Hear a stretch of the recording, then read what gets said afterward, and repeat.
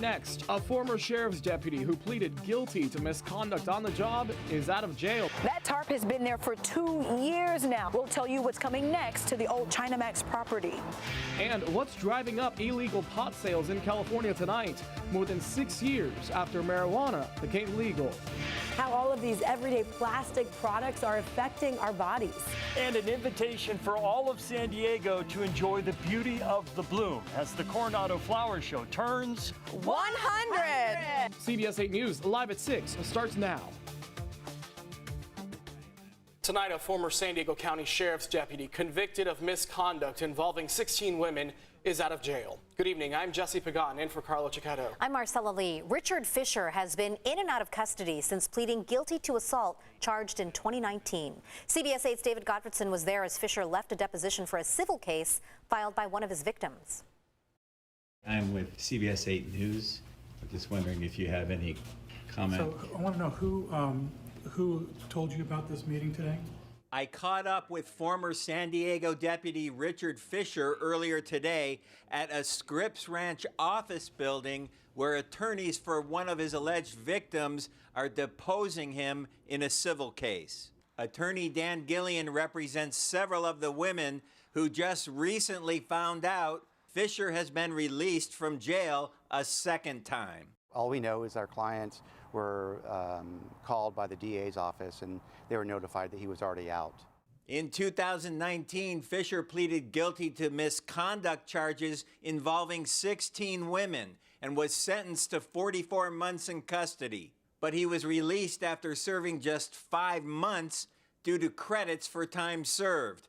Then last year, he was returned to custody after the district attorney said a mistake was made calculating his credits. He went in and apparently he got out on some sort of mistake that the probation office made, went back in, and then he was released again. Fisher was released again 2 weeks ago after he filed an appeal saying his sentence had been legally served. A judge has granted his release pending the appeal. Do you anticipate him having to go back into custody again? Fisher's civil attorney had nothing to say when I caught up with the pair today. Do you have any comment to make regarding your appeal or the deposition? He has no comment, so you can leave now. Thank you. A court order prevents Gillian from talking about what Fisher has said during the deposition. He's answering questions that are related to the case. That's what a deposition is. Gillian says he hopes the civil cases will reveal more about the inner workings of the sheriff's department. What matters to me is not just why did Richard Fisher do all this, but how did he get away with it for so long, and who was looking the other way? And that's how we're going to fix this system. Now, Fisher's videotaped depositions cannot be released because of the court's protective order. Maybe they will be released someday, but not while that order is in effect. Jesse? Now, David, we know the criminal case against Fisher involved 16 women. How many women have actually filed suit against him? Well, Dan Gillian tells me he initially represented 23 women, but some of those cases have been resolved. Currently, Gillian says he represents 10 women with ongoing cases.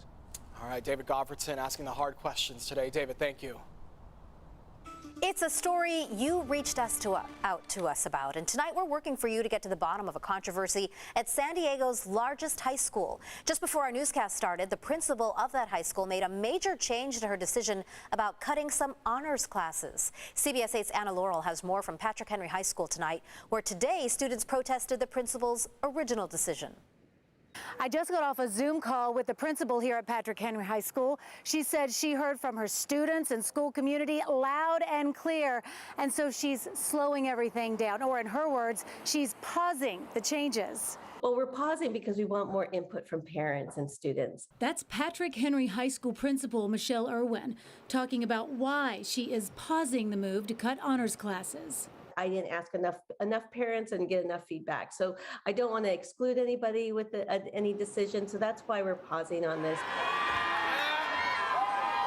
Parents and student frustration boiling over. Some students even skipped lunch today to protest. Our main goal is to just really promote the voice of the community since we weren't really consulted about the change in the first place. Extremely rigorous AP class. Now cautiously optimistic. We still want more action, more decisive stuff to be set in stone. Several weeks ago, the principal told students some honor classes would be cut. The students say honors classes are the stepping stone between regular classes and AP classes. Taking an honors or AP class can raise a student's GPA. Under the principal's plan, students who struggle and those who excel in certain subjects like physics or English could all be in the same class at Patrick Henry. But now all of that is on hold. We want some more clarification on exactly how she's pausing it, what she plans to do, because it seems like she used some pretty ambiguous language. And a big problem a lot of people had with what happened here is that there was no public discussion, no discourse about it. And so the principal says she's going to change that. Tomorrow she's starting one of her 2 Zoom meetings. It starts tomorrow evening. CBS 8 will be on that Zoom call, and we will bring you the very latest. Here at Patrick Henry High School, I'm Anna Laurel, CBS 8. Thanks, Anna. And remember, here at CBS 8, we're working for you. If there's an issue that you'd like us to look into, email us, yourstories@cbs8.com. In his State of the North County address, Supervisor Jim Desmond brought up several issues he says he's working on, especially solving homelessness. He says the addition of crisis stabilization units have helped by giving people experiencing a mental health crisis a place to recover outside of jails and hospitals. A couple of years ago, we didn't have any places for people to go that were in mental health crisis. The police didn't have people to take people, and families didn't either. So now we've got 3 crisis stabilization units here in North County, to try to help people deal with mental health issues. Desmond also pointed out other issues, including more support for law enforcement and more affordable housing for seniors. Some people in Oceanside weren't expecting to have an exchange with police today, but they're glad they did. The department continued its Random Acts of Kindness project by surprising shoppers with money right in the middle of the aisles. And CBS 8's Steve Price was there as they handed out the cash. For most of us, interactions with police usually aren't a good thing. Either we've been in an accident, we're the victim of a crime, or we're getting a ticket. But in Oceanside, meeting an officer can not only be positive, but also profitable. So how much money do you think you're going to spend today? More than I want to. Sandy Hughes is in the middle of moving because her rent just went up again. But a quick trip to the grocery store is about to move her to smile. I'm going to give you $100 in cash. It's called an act of kindness. Oh my gosh. Technically, it's called the Random Acts of Kindness Project. The Oceanside Police Department given $20,000 from an Oceanside resident to randomly give out to residents throughout the year to help make ends meet. I get a hug, okay? Yeah. All right. Thank you so much. Yeah, no problem. Absolutely. Thank you.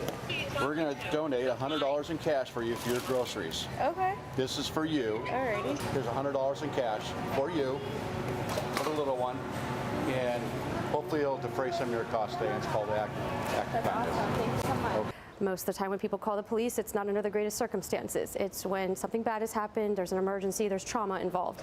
So this affords us the opportunity to make connections under positive circumstances. We have a gift for you, so $50 cash to put towards your gas. Oh, wow. And it's all yours. Awesome. Last month, Oceanside officers visited gas stations along their regular beat to help people with spiking gas prices. Wednesday, officers TJ Dunn and Charles Dabney surprised shoppers at the Walmart neighborhood market on Mission Avenue. This store is also in the area where they regularly patrol, so it's giving them an opportunity to meet people in a much more relaxed and friendly environment. And let's face it, getting $100 from an officer is a lot better than getting a $100 ticket. Oh, okay. Thank you. I Yeah. can hug. Yeah. You want to hug? Thank you so much. All right. In Oceanside, Oh, I'm so happy. Steve Price, CBS 8.